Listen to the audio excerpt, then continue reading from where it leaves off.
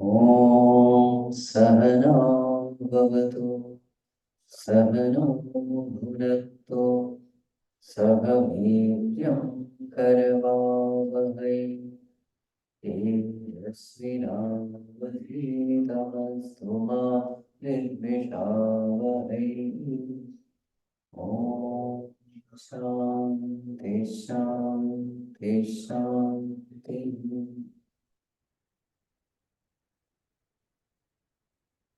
जय जय राम जय राम।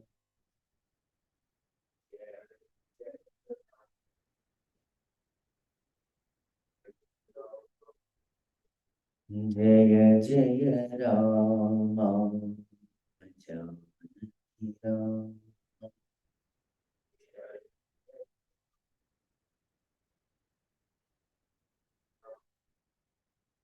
रघुकुल भूषण राम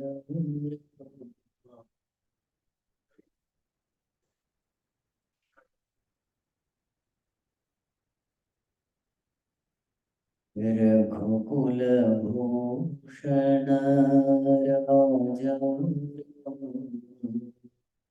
रघुकुल।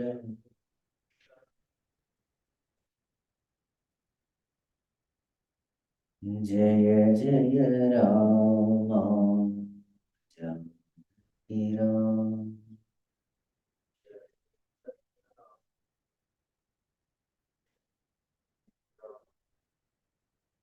तापसरञ्जन तारक नामा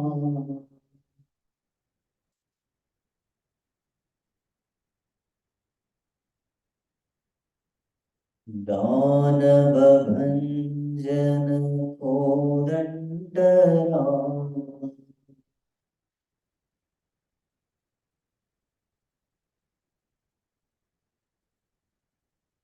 तापसरञ्जन तारक नामा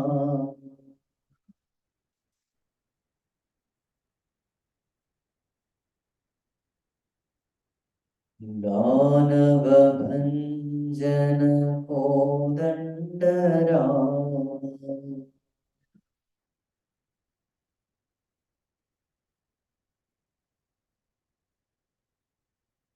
जय जय राम जानकी राम।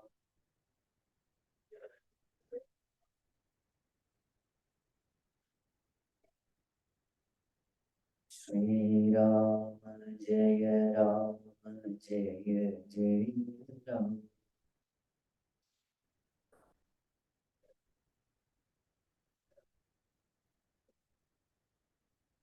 श्री राम जय राम जय जय राम। श्री राम जय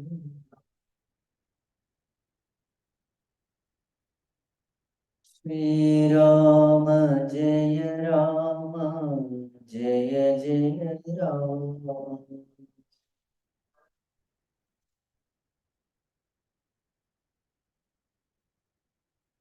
जानकी राम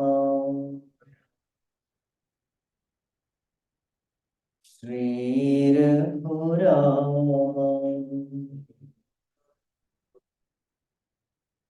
श्री राम जय राम जय जय राम।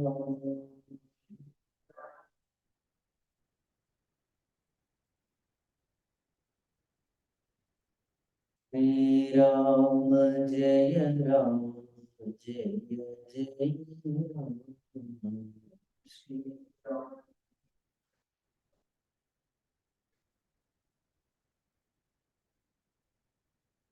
जय जय राम राम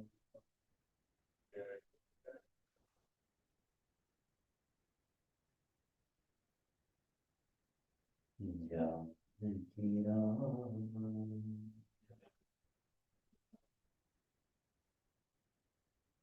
ओम नमो नारायण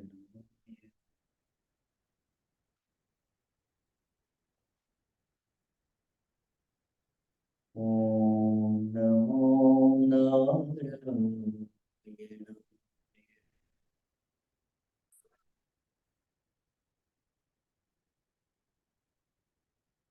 ओम नमो नारायणाय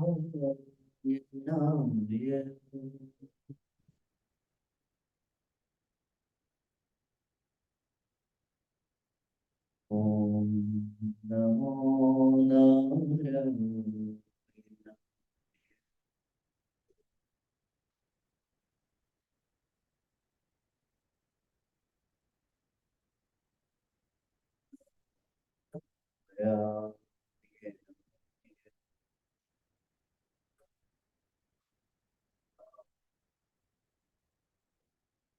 ओम नमो नारायणाय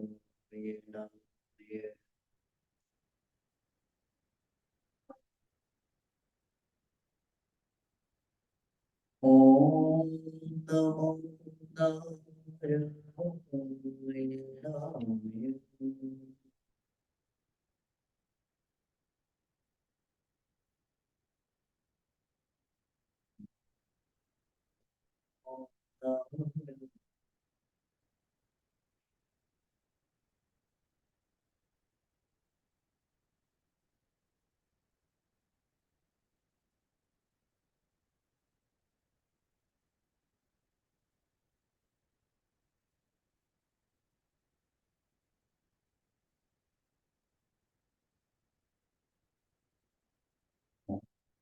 यं ब्रह्मा वरुणेन्द्ररुद्रमरुतः स्तुवन्ति दिव्यैस्तवैः वेदैः साङ्गपदक्रमोपनिषदैः गायन्ति यं सामगाः ध्यानावस्थिततद्गतेन मनसा पश्यन्ति यं योगिनः यस्यान्तं न विदुःसुरासुरगणाः देवाय तस्मै नमः देवाय तस्मै नमः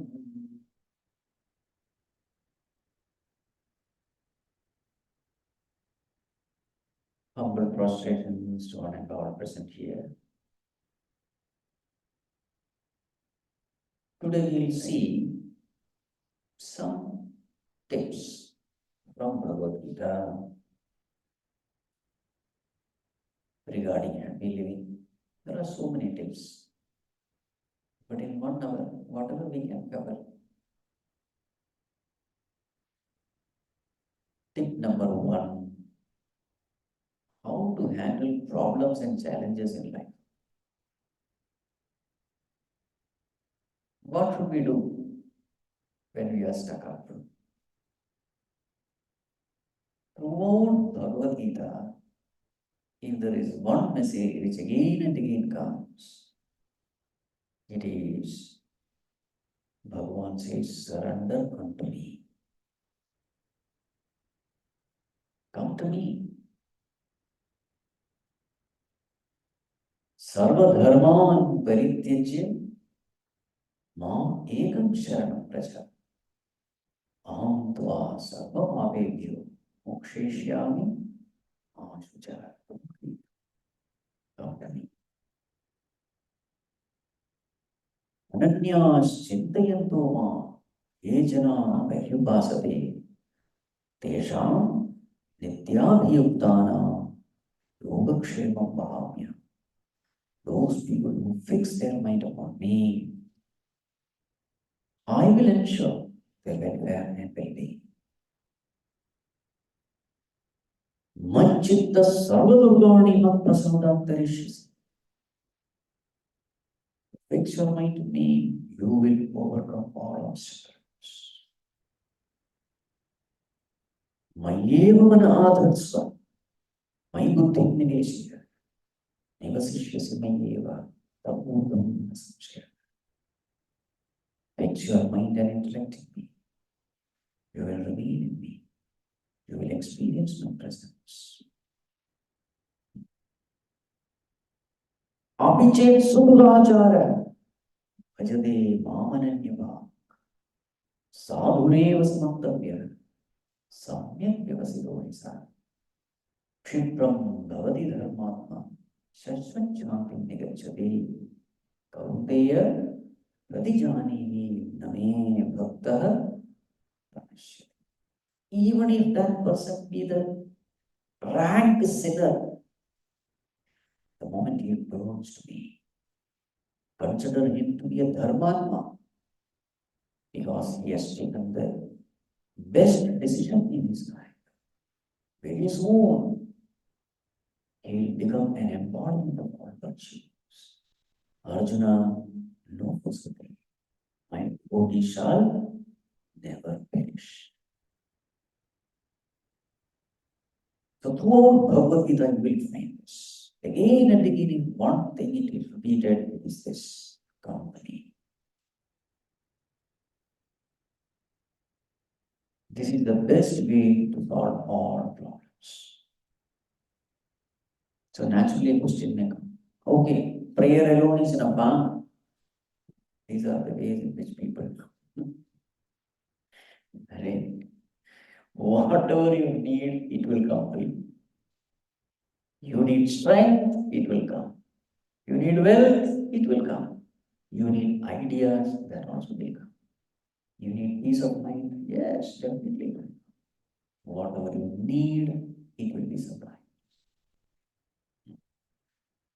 And this is the best option because when a child has problem, where should the child go?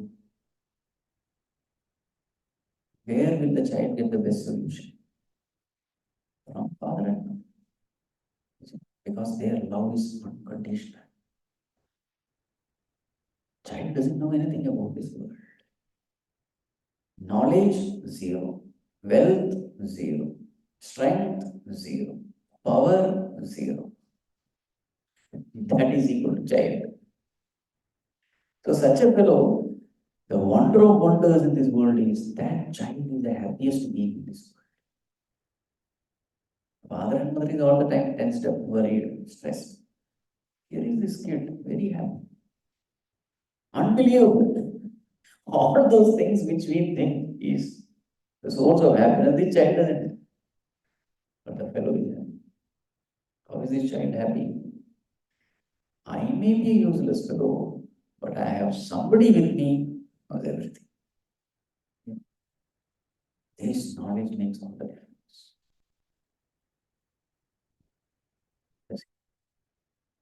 They're all children of that law. Bhagavan says, Pitahamasya jagado, Mata Dhata, Pitama. I'm the father and mother of this universe.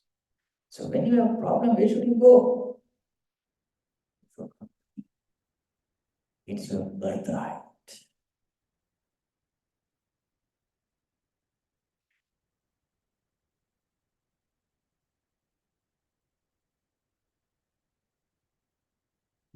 Best solution.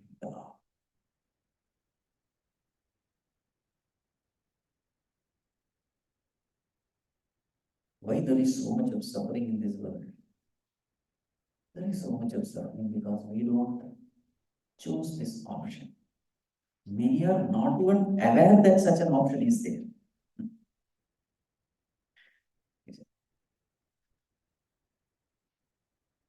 Now there is a law.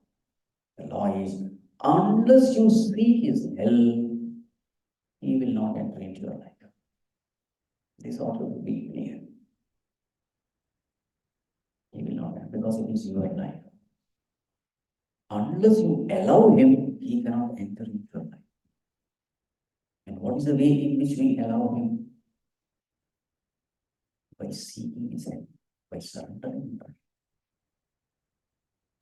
That's why in all these verses, whichever I have chanted, the first condition is, come to me.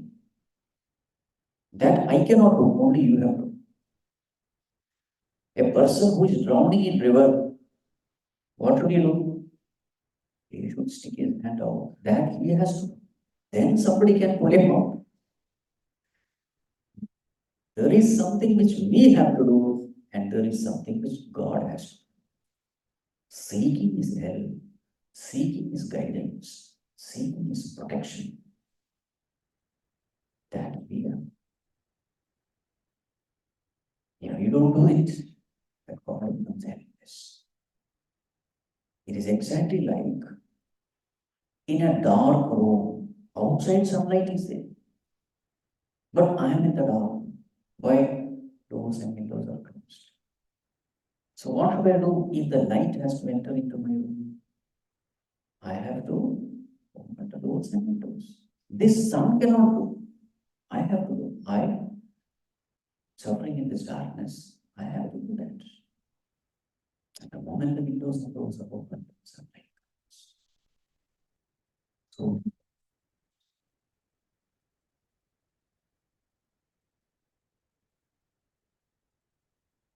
another example given is this: in the winter, there is a fireplace. Here is a person shivering. What should this person do? You should go to that fire. Fire cannot come. I have to go to that fire. Then, yes, I can protect myself from the winter cold. Right. Seek his guidance. And you will be amazed, whatever the problem may be, miraculously that problem starts getting solved. Either you become strong enough to face that problem, or the problem just disappears. Something will happen. Right. So let me tell you this story. So there was this man. This story is narrated by Ramakrishna Paramahamsa. Who is Ramakrishna Paramahamsa? Guru of Swami Vivekananda. Yes. A very famous, very nice story. So there was this merchant, a cloth merchant. So every statement he would utter, he would say, by the grace of God. So a customer comes to purchase the clothes, he would say, by the grace of God, this cloth, actually the cost price is 1 rupee. By the grace of God, the profit which I am going to take is 2 annas. And therefore, by the grace of God, the selling price of this cloth is 1 rupee 2 anna. He would tell everything. The profit margin, everything. So all those people in the village, they had total trust in this man. Only what happened? So he had this habit. After dinner, he would go to a temple in the forest, and then he would chant Bhagavan's. So one day what happened? Some robbers were passing by. After looting some house, now they had a lot of things to carry.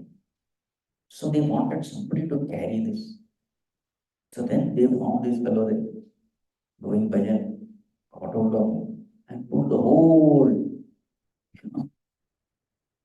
loot on his head. And they were walking along the forest. And then police came. Police came, all of them ran away.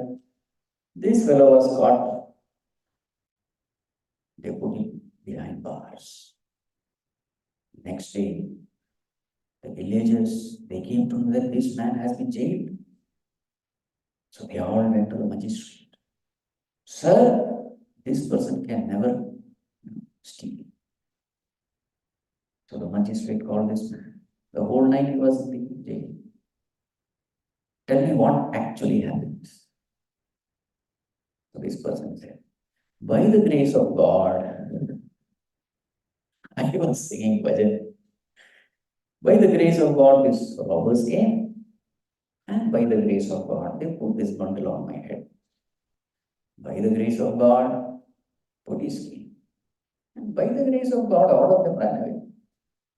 I was caught, and by the grace of God, they put me behind bars. Now, by the grace of God, you have got. Magistrate understood. This person cannot steal. Go away. So villagers gathered around. What happened? By the grace of God, magistrate left. So whatever happens in his life, his mind will absolutely be so. This is what happens when you hold on to God. Ups and downs will come, but there is some inner strength which gives you so much of strength, even in times of uncertainty.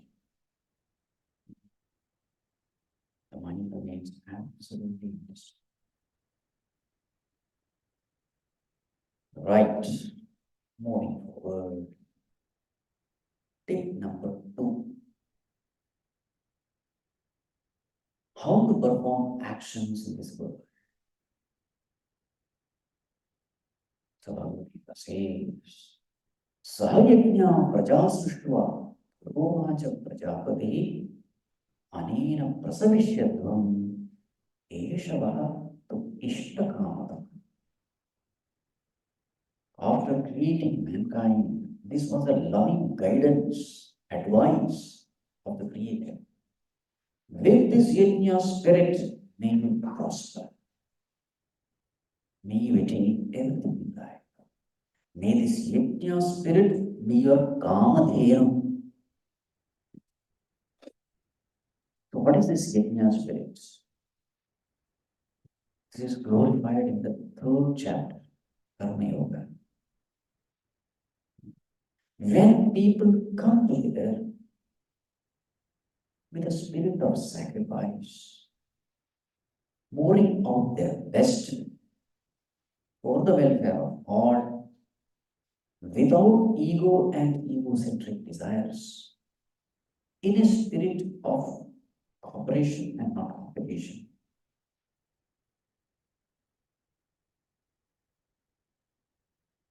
When people come together and work, success is guaranteed. So yajna spirit means all the time thinking in this way. How can I contribute to the welfare of the community? Not the selfish attitude. What will I get?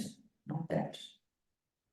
How can I contribute to the welfare of the community?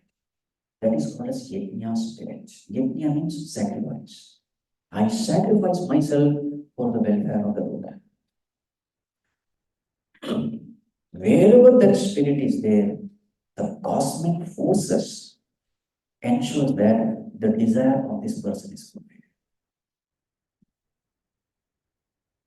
Devan bhavayatane, te devan bhavayantu vaha, parasparam bhavayantaha, shreyaha param avapsyata.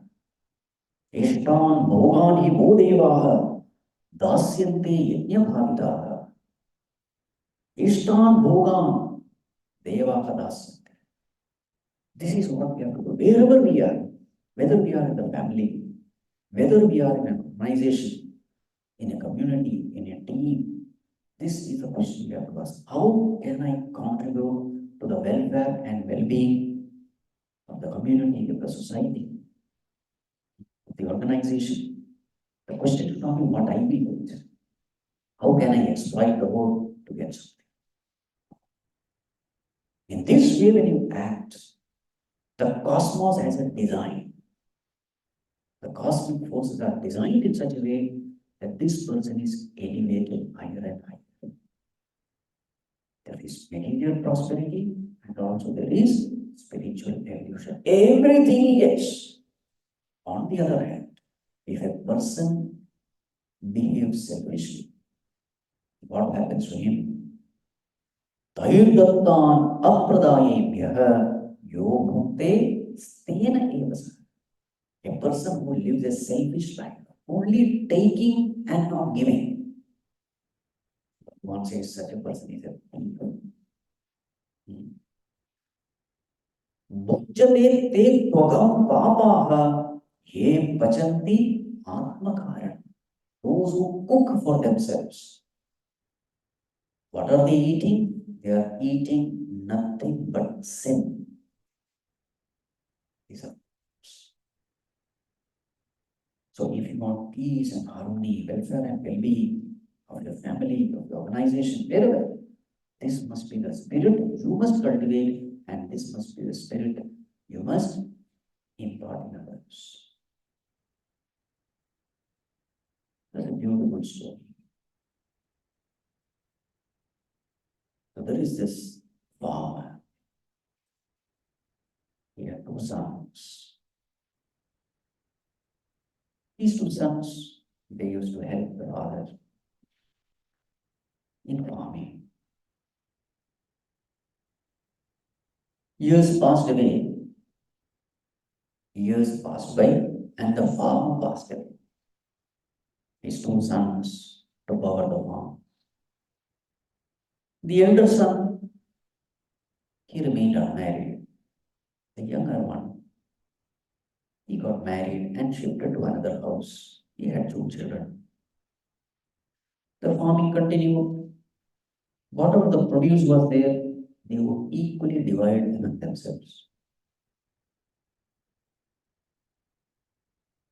Years passed by. One day, the elder son, elder brother, after dinner, suddenly a thought came to him. It is not fair that I take 50% of the share. My younger brother, he has his wife, he has his families, he has responsibilities, more homes to feed.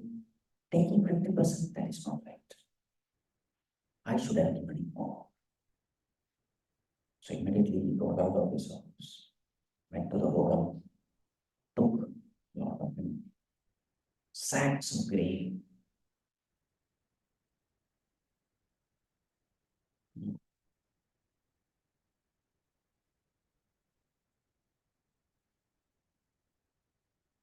got his bullock cart ready, and then he proceeded to the godown of his younger brother.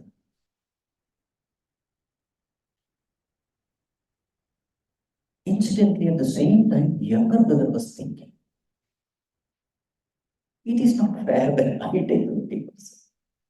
My elder brother, he is getting old. A time will come when he will not be able to farm. Physically, he is becoming weak. He will have not some medication, this, that, etc. So it is not right that 50% I take. As far as I am concerned, my children will look after. He needs.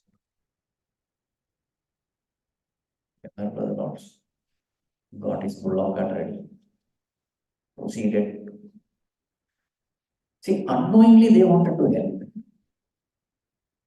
because both of them, they would not accept help. So here, younger brother is from this side, younger brother. So it was a very old village. So only one road used to connect the entire village. Both of them had to meet somewhere. They saw, where are you going? Where are you going? When they came to know, hugged each other, tears. So he said this happened in Japan. That place, they have built a temple. The temple is called Brotherhood Temple.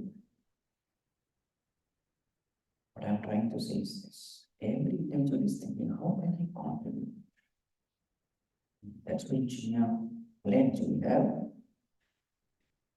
we live the life of sacrificing service, producing more than what we consume and giving more than what we take. This spirit we have to inculcate. It should be in us and it should be given to our children also. This is the way they should grow. Wherever they go, always the thinking should be, how can I contribute? How can I give?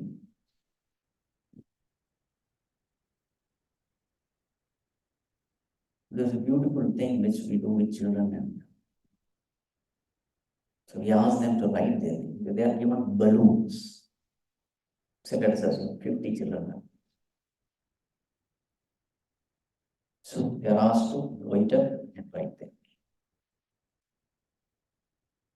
And then all these balloons are put in one room, jumbled up. And we say, now your time starts now. Get your balloon. And there's a rush. Everybody climbing all together to get their balloon. 5 minutes, 10 minutes, few of them get, most of them struggle. Then we call all of them. Okay, sit down. Now, put your balloons back. Jump it. Now, instead of searching for your balloon, whatever balloon you get, read the name, just give it to that person. Again, the same thing is done. Within 1 minute, everybody gets it. This is called as Yajna spirit. You can do with these children also. Okay. There are so many such stories. In our Purana also there is such a story. So Brahmaji is a father of both Asuras and Devatas. Both of them were called for a grand feast. So they come. The food is arranged. And then they were about to have, Brahmaji said, wait, there's a condition. What is the condition? A stick will be tied to your elbow. Now, the stick is tied here. Will you be able to bend? Will you be able to eat? Both the hands, stick is tied. They are made to sit. Now come on. Brahmarnam, Brahmadi. Asuras were very angry. They just made a vow. They walked away. But the Devatas stayed back. So they go out and they found that these Devatas are not coming out. So they peeped through the window. What are they doing? So what did they find? Each one was feeding the other. See, I may not be able to eat, but I can definitely feed the one who is in front. So you give me idli, I will give you water. So this is called the Yajna spirit.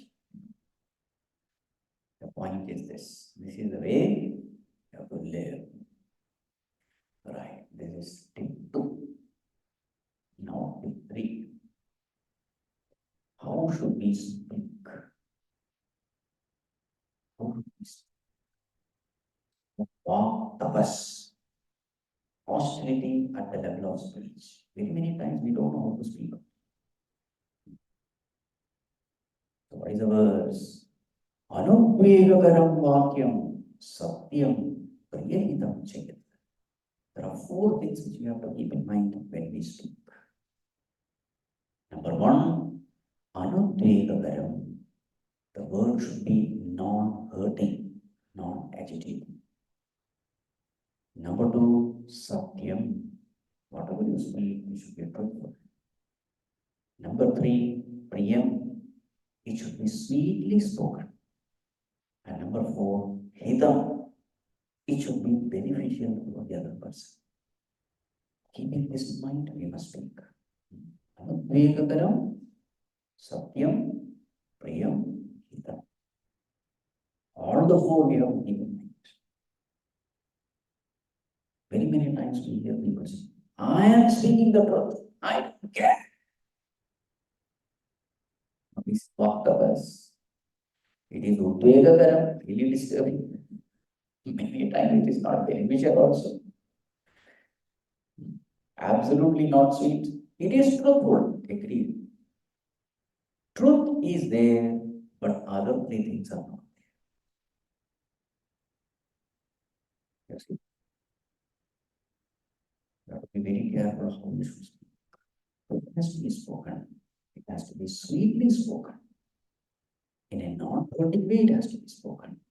To be beneficial. Sometimes something may be fruitful, but if it is hurting, if it is not beneficial for the other person, it should not be spoken. See, even telling a lie is fine if in your mind the benefit of this, the welfare of the other is there. This God has walked for us. How many relationships have been broken just because we don't put the speak? And once it is broken, whole life there will be very many relationships. If only he had studied Bhagavad Gita, we would have saved so many relationships.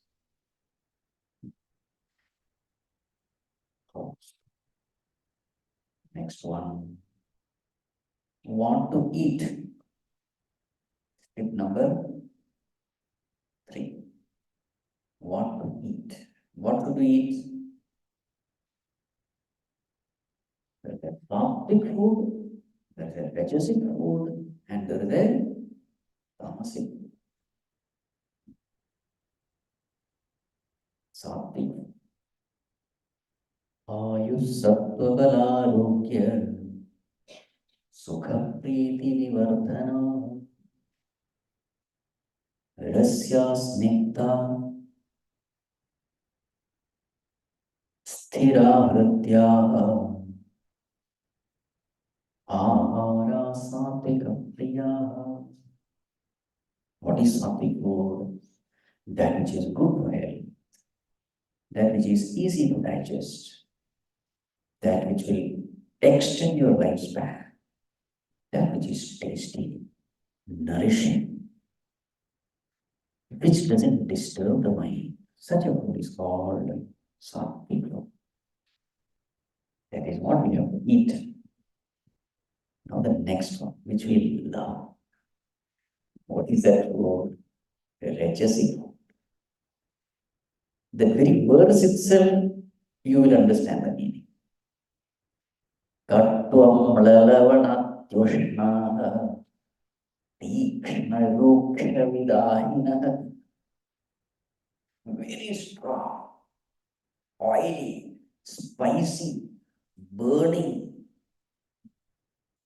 Ahara rajasasya ishta.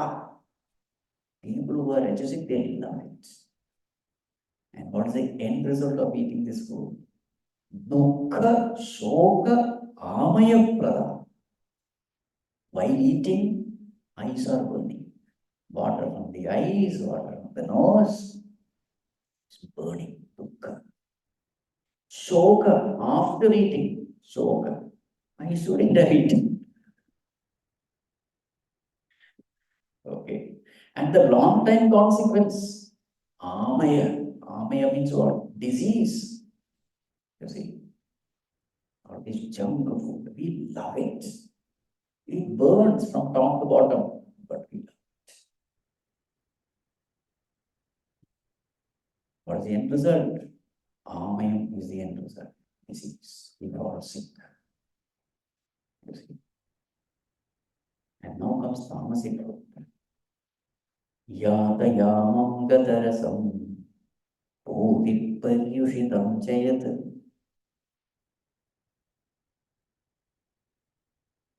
What next? Uchittam avichamedyam bhojanam tamasapriyam. What is this kind of food? It is old stale food. Okay, refrigerated we can say. Tamasic people love it. Who are these tamasic people? Lazy fellows. You cook once, put it in the fridge, 7 days, 10 days, heat it and eat it. Who has a time to bhojanam tamasapriyam? They love it. Everything is written in Bhagavad Gita. What is good, what is bad, what should we avoid. That is about. What next? We have some more time. There are so many tips, okay. Samatvam yoga uchyate. Equanimity of mind is yoga. There are very famous quote about equanimity. The world is full of ups and downs, but the question is what is your state of mind? Neyasya nitya sannyasi yona dveshti na kamshati nirdvando hi mahabhavo sukham bandhat pramuchyate. Such a person is a sannyasi. Bhagavan, who is that sannyasi? He's the one who has put on some ochre-colored clothes. No. See the definition of a sannyasi in Bhagavad Gita. Who is a sannyasi? Nirdvandva. That's it. Life is full of ups and downs.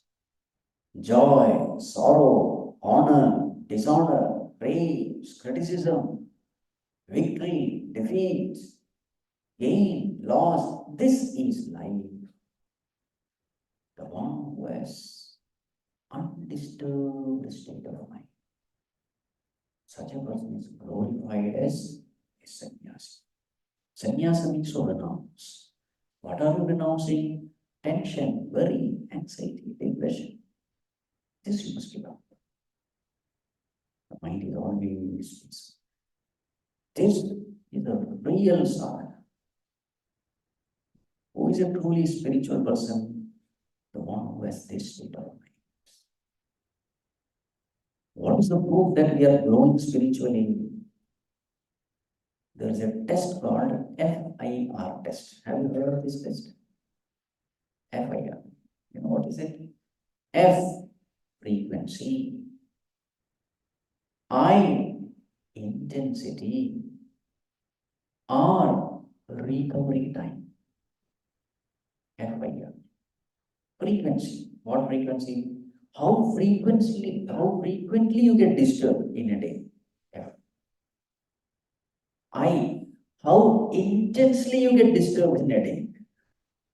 How quickly you recover from that disturbance. FIR test. So what would happen to FIR for a spiritual person? There is no spiritual. As you progress spiritually, you do your prayer, your meditation, etc. And the frequency of disturbance comes down. Intensity of disturbance comes down. And the recovery time also comes down. For some time you're disturbed, but you quickly bounce back. You regain your balance. FIR test. You're becoming more and more peaceful person.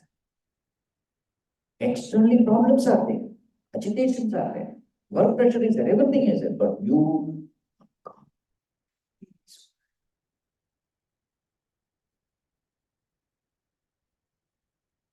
And I tell you, there is a law in this world. The law is the more and more you're peaceful, you become very efficient. The only peaceful state of mind can give you efficiency. The moment you are disturbed, you are in nobody. Your real strength is peaceful. Such a person who is always peaceful, even in tragedies and calamities, they tend to respect that person, revere that person, adore that person.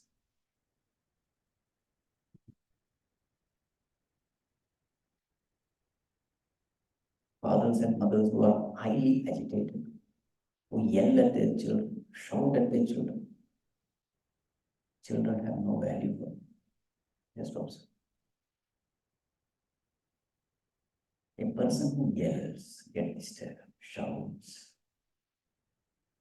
even if that person may be my own father and mother, I respect for them.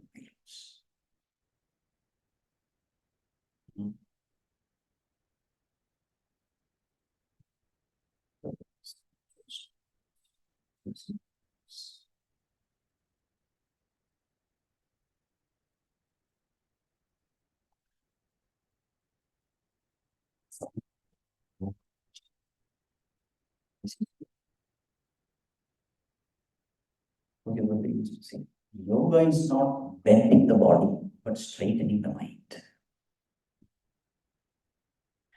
Bending the body is called yoga asanas. That's what. But the real yoga is the mind or the Nitya Sattva. This is the instruction given. Ever ensure one thing. Ensure that your mind is always.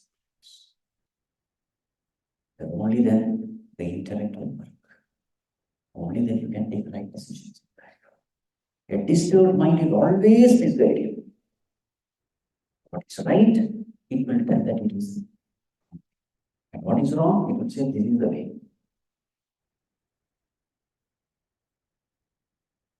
So this is our greatest responsibility in the mind of this peace. Another thing. Atmaiva hiyatmano bandhuhu Atmaiva Tribhulamana. Who is our greatest friend and who is our worst enemy? We think it is somebody outside. No. Bhagavad Gita says, Atmaiva hiyatmano, your own disciplined mind is your best friend. Your own indisciplined mind is your worst enemy.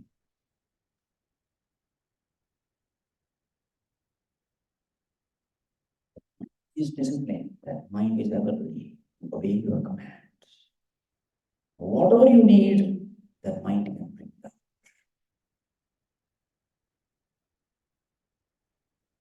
The mind really concentrates, it is able to bring out inspiration. Perseverance, all the noble things that are necessary for success, a discipline might be. So if that mind is under your control, everything is fine. But that mind is not under our control, then we create a hell for ourselves. So this is our greatest responsibility. So how to bring this mind under our control? So there is a way. So all of us, we have two faculties. One is called the intellect, the other is called the mind. Intellect take decision based on the right and wrong. Mind take decisions based on likes and dislikes. The intellect says, this is right, let us do it. This is wrong, let us not do it. Mind says, this I like, let us do it. This I don't like, let us not do it. So intellect take decision based on rights and wrongs. Mind take decision based on likes and dislikes. Whom should we listen? Whom should we listen? We should always listen to the intellect. If it is right, I will do it. Now, four combinations are possible. What are the four situations? Something I like, and that is the right thing to do. Any problem? No. Something is wrong, and I don't like it. Any problem? No, the other two are problems. Something is right, and I don't like it. Something is wrong, and I love doing it. This is where opportunity is. This is where the problem is, and this is where the opportunity is. Such situations, if you say, no, this is right, I don't like it, but I am going to do it. Then what happens? Your intellect becomes stronger and stronger. Because you are supporting the intellect. You are listening to the intellect. Mind becomes weaker. And a time comes when the mind just obeys the intellect. If it is right, I love it. If it is wrong, I don't like it. But On the other hand, if your decisions are based on likes and dislikes, then I like it, I don't care whether it is right or wrong, I like it, I'm going to do it. Then what will happen? The mind becomes stronger and stronger. Intellect becomes weaker. And what happens to such a person's life? All those chain smokers, drunkards, drug addicts, mobile addicts, internet addicts, they all belong to this camp. I like it, therefore I'm going to tell you, but you know that it is not right. My madness. Addiction. All the addictions are because of this. And the moment you're addicted to somebody, something, you become a slave. Now, do you want to be a master or a slave? Yes. I am losing my mastership by becoming a slave to these kinds of addiction. Such a person is a weak person, addicted to this and that. Weak person. Such a person cannot achieve anything in life. So we have to make conscious choice. Every time we listen to that, and that intellect becomes more and more brilliant, powerful. And then such a person is saved. He can achieve anything in life. And that very same intellect, such a strong, your intellect becomes a voice of conscience, it becomes a voice of God. It starts guiding us now. So this is called as tapas. Tapas means austerity. What is austerity? Whatever I think it is right, I do. Yes, there's a price to pay. I'm ready to pay the price. There is a struggle. Yes, I'm ready to struggle. I do it. That person grows very fast in life.